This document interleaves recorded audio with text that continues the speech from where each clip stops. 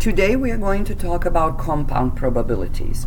When we were rolling one die and finding probability of falling on a specific number, all of those examples were examples of simple probabilities.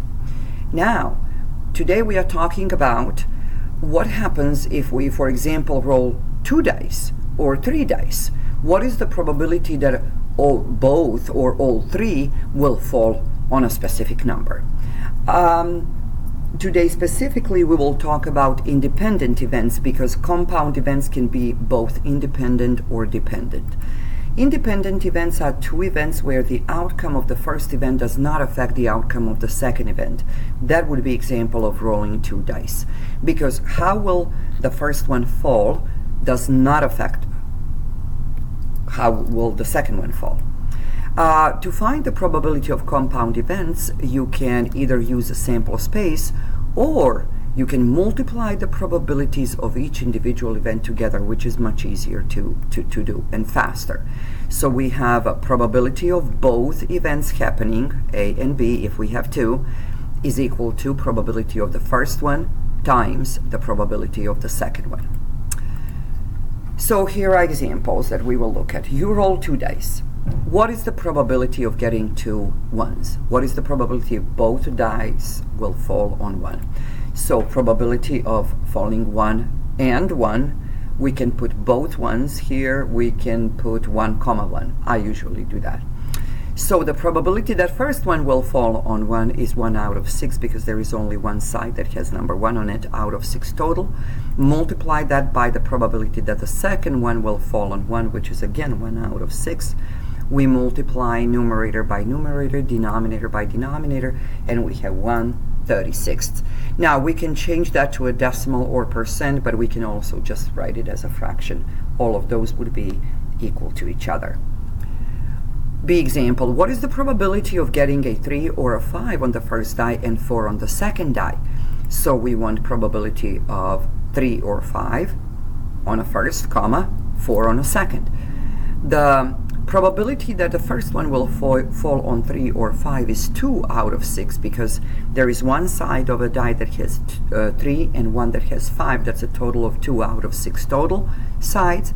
We multiply that by 1/6, because there is only one side on the second die that has a 4 on it. 1 out of 6. Multiply them out, we have 2/36 is the probability that both of those dice will fall the way we wanted it. We can simplify this to 1/18 and change to decimal percent if we want to. So C example, what is the probability of getting a sum of 8 on the 2 dice? Now this example is quite different from the previous 2, because here is what's happening. We are rolling 2 dice still, but we are adding up what both of them fall on, and we want the probability of that sum of the 2 to be 8. That actually is simple probability, not a compound probability. So in order to find that, first of all, we need a sample space, which is how many different ways can 2 dice fall on 2 numbers that add up to 8. And here, if we look at the sample space for 2 dice and their sums, here is what we have. If first die falls on 1 and the second die falls on 1, the sum is 2. If the first one falls on 2, second one on 1, the sum is 3. Or let's say if first one falls on 5 and the second one falls on 4, the sum is where they meet here, which is 9. So we are looking at all of possible sums that we can get when rolling 2 dice, and there are 36 of them total. And if you look here, there are 5 that are the sum of 8. So the probability of getting sum of 8 from 2 dice is actually 5 out of total of 36. Now let's look at another example. What is the probability that when 2 coins are tossed, they both will land heads up? So we want probability of getting head on a first one and head on a second one. And the probability of first one being heads up is 1 out of 2. There is 1 head out of 2 sides of a coin. The same is for the second one. We multiply them out and we have 1/4, which is 25%. Here is the last example we are going to look at. No, actually it's not. Second to last.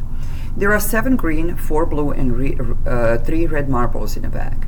You draw 1 marble from the bag, put it back after the first drawing, meaning you replace it, and then draw another marble.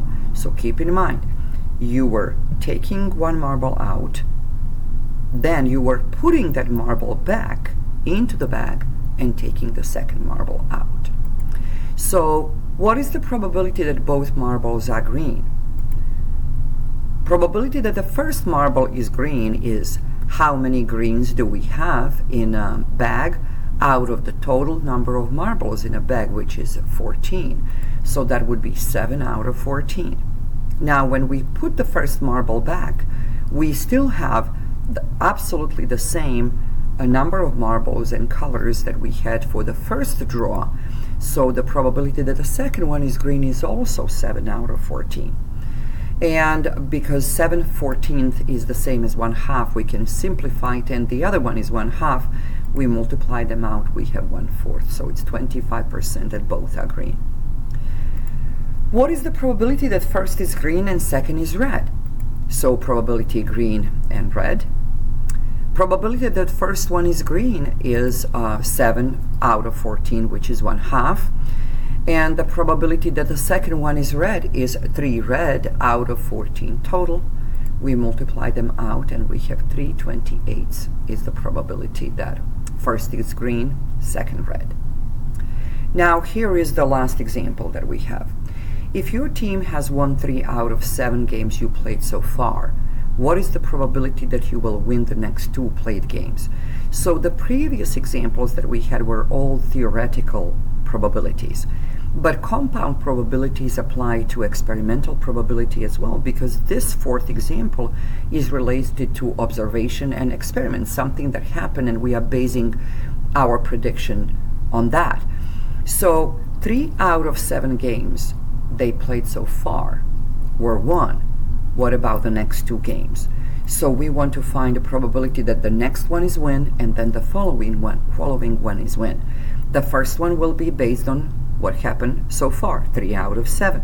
The second one will be based on that as well, because we do not know what will be the result of the next first one, so we cannot take that in account. We can only base both probabilities of what happened so far. And then we multiply them out and we have 9/49 to be a probability of both happening.